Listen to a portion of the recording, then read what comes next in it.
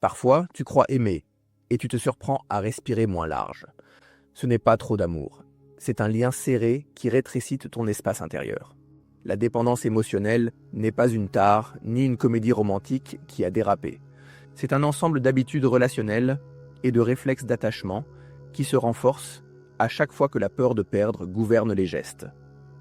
Elle se reconnaît quand la relation devient l'unique source de sécurité intérieure, au point qu'un silence de quelques heures ressemble à une sirène.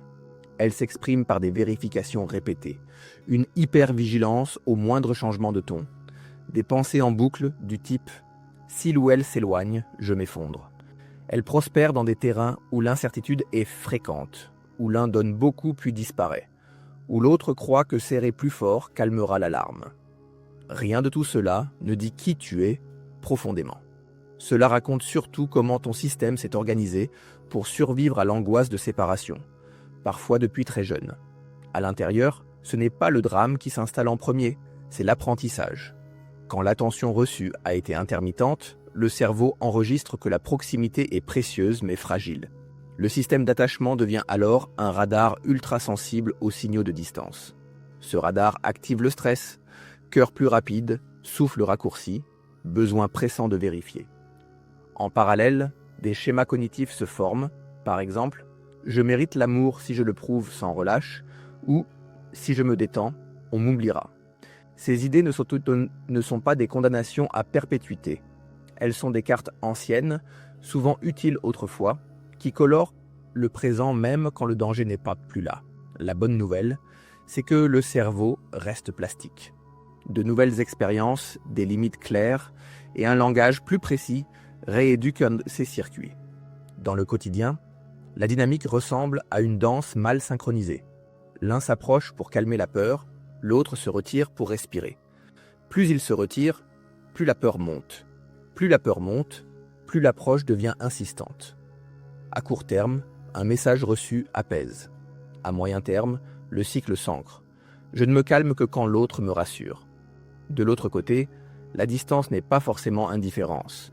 C'est parfois la manière de gérer la pression. Ainsi, chacun devient, malgré lui, le déclencheur du stress de l'autre. Les conversations glissent alors vers des impasses, questions qui sont en réalité des reproches, interprétations posées comme des faits, promesses arrachées sous tension, qui plus tard se retournent contre la confiance. Deux personnes de bonne foi peuvent s'y épuiser pendant des mois si rien ne vient modifier la chorégraphie. Pour ne pas rester coincé dans des cases, il est utile de sentir ce qui rétrécit ton rayon d'action et ce qui le dilate. Les signaux d'alerte n'ont pas toujours la forme d'un clash. Ils ressemblent à une vie qui se met en pause, projet laissé sur le bord, amitié mise au ralenti, sommeil sacrifié pour surveiller un écran, humeur qui suit la courbe des réponses, se promettre encore un effort, alors que le corps envoie les mêmes plaintes depuis des jours, fait partie de ces signaux. À l'inverse, certains repères de santé relationnelle sont discrets. La parole et les actes concordent. Les désaccords n'attaquent pas la dignité. Chacun peut passer du temps seul sans payer une taxe émotionnelle. Les réparations arrivent avant que le ressentiment ne s'installe. Tu le sens dans ton système nerveux. Il redescend d'un cran, sans feu d'artifice, simplement parce que la relation permet de respirer à nouveau. Pour rendre cela concret, imagine Lina, 32 ans, investie, fiable, qui se sent pourtant minuscule dès que le téléphone se tait. Thomas, son compagnon, aime réfléchir en silence avant de répondre. Pour Lina, le voyant gris déclenche l'alarme. Elle écrit un message, puis un autre, jure d'arrêter, puis recommence dès que le délai s'allonge. Un soir, elle s'entend dire « Si tu ne réponds pas, je compte pour rien ». Elle se trouve dure, s'en veut, promet de changer, puis l'anxiété revient au premier retard. Le dimanche suivant, elle réalise qu'elle a annulé un café, sauté son cours de danse, décalé une réunion, uniquement pour rester disponible, au cas où. Ce miroir-là pique, mais il libère. Elle ne veut plus confier sa respiration à un bouton on-off que quelqu'un d'autre actionnerait. Reprendre la main ne veut pas dire devenir froid ni jouer l'indifférence. Il s'agit de retrouver un espace où l'attachement redevient un choix. Le premier geste consiste à nommer ce qui se passe avec des mots simples et concrets. Quand j'attends sans repère, mon corps s'alarme. J'ai appris à me calmer en contrôlant et ça m'enferme. Mettre des mots sur l'expérience baisse déjà la pression, car tu passes du scénario imaginaire à la sensation réelle. Ensuite, tu installes une petite fenêtre d'auto-apaisement entre le pic d'angoisse et l'action. Il ne s'agit pas d'être héroïque. Quelques minutes me suffisent. Tu allonges l'expiration, tu marches jusqu'au coin de la rue, tu poses la main sur quelque chose de stable, tu écris 3 lignes sur ce que tu ressens, sans chercher de solution immédiate. Ce temps offert au cortex transforme souvent l'impulsion en choix. Puis vient la clarification des accords. Plutôt que de scruter, tu demandes un repère. Quand tu es pris, dis-moi quand tu redeviens disponible. De mon côté, je m'engage à ne pas relancer d'ici là. Ce n'est ni une ruse, ni un rapport de force. C'est une manière de faire travailler le lien pour vous deux. Dans les jours où la mécanique repart, réparer vaut mieux que se punir. Tu peux dire « J'ai eu peur et j'ai relancé trop fort. Je m'entraîne à faire autrement. Voici ce qui m'aide. » Si tu es du côté plus évitant, l'équivalent existe. Expliquer ce que tu fais quand tu te retires, proposer un point de contact clair, reconnaître la peur de l'autre sans la juger. Quand chacun rend ses réflexes un peu plus lisibles, vous devenez moins dangereux l'un pour l'autre. C'est souvent la bascule entre une relation qui alimente le stress et une relation qui protège ce qui est à vif. Très vite, la question des limites se présente et c'est bon signe. Une limite n'est pas une punition, c'est une barrière contre la dérive. Tu choisis que tes amitiés, ta santé et ton travail ne seront plus des variables d'ajustement permanentes. Cela se traduit concrètement par des briques stables dans l'agenda. Un soir par semaine pour une activité qui ne dépend de personne, un moment du matin pour bouger ton corps, un rendez-vous régulier avec toi-même pour vérifier que tes gestes en couple te ressemblent encore. La dépendance émotionnelle rétrécit l'horizon au prochain signe rassurant. Les limites rouvrent l'horizon vers ce qui te nourrit sur la durée. Et tu peux inviter l'autre à entrer dans cet espace. Je prends soin de moi pour mieux prendre soin de nous. Parfois, il faut parler des zones douloureuses. S'il y a eu humiliation, dénigrement ou chantage affectif, l'enjeu prioritaire n'est pas de tenir plus fort, mais de te protéger. La sécurité émotionnelle est le sol. Tu as le droit de t'éloigner, le droit de demander de l'aide, le droit de ne pas tout expliquer tout de suite. Un accompagnement professionnel sert de pare-choc, non pour t'étiqueter, mais pour organiser ton quotidien afin qu'il ne soit plus une suite d'épreuves. Des outils corporels simples aident à éteindre l'alarme. Respiration plus longue que l'inspiration. Mouvement lent et régulier. Ancrage sensoriel comme la pression des pieds ou la température d'un objet. Des outils cognitifs remettent trop de l'ordre. Distinguer un fait d'une interprétation, écrire noir sur blanc, un contrat de communication minimal, te donner la permission de différer ta réponse quand ton corps brûle.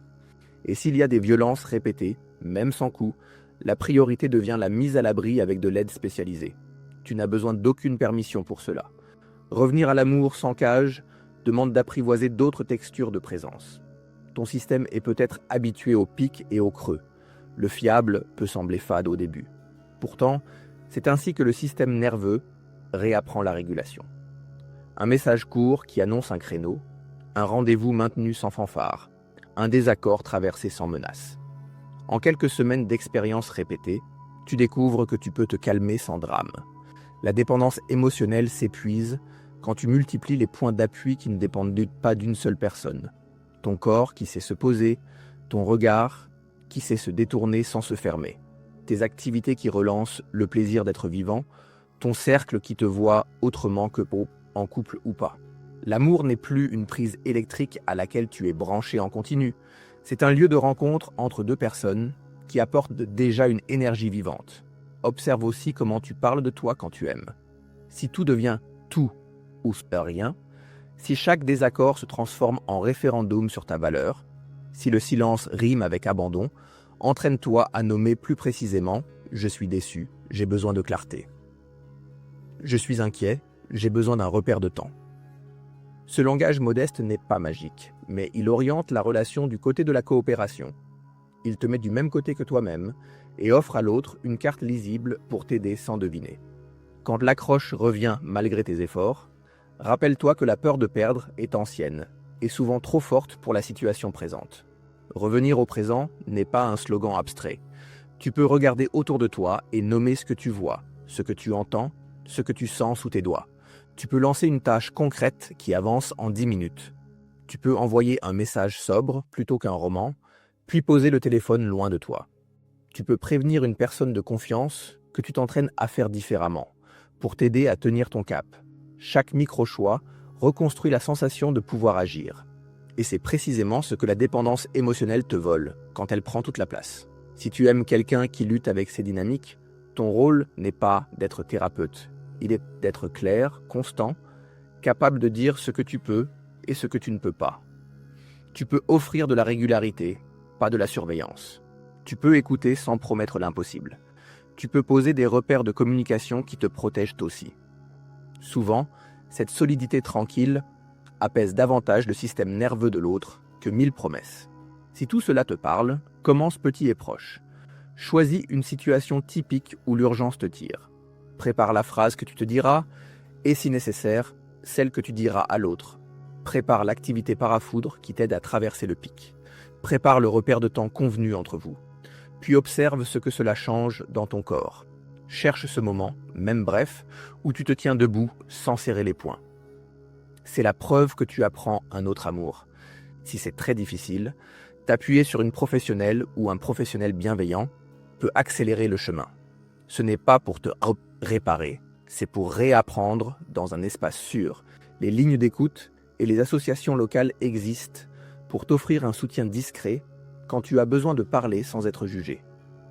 En cas de violence, y compris psychologique, l'urgence n'est pas d'améliorer la communication, mais de te mettre à l'abri avec de l'aide. Tes limites ne sont pas un caprice, ce sont des garde-fous pour rester vivant à l'intérieur de ta vie.